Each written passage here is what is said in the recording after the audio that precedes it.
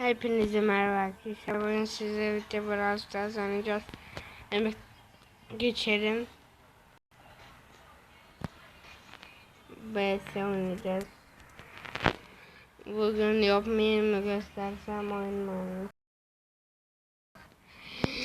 Bence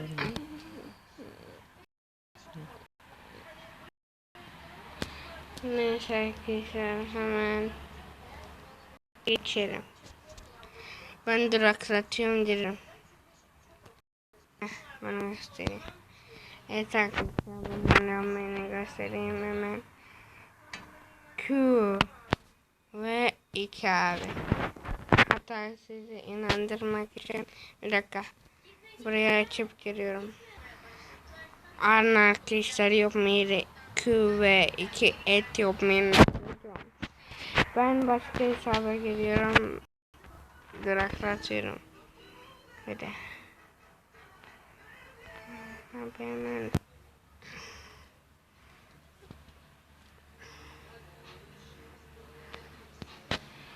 Bu hesabı istiyorsanız 50 like, 100 abone, ondan sonra oynamamı söyleyeceğim.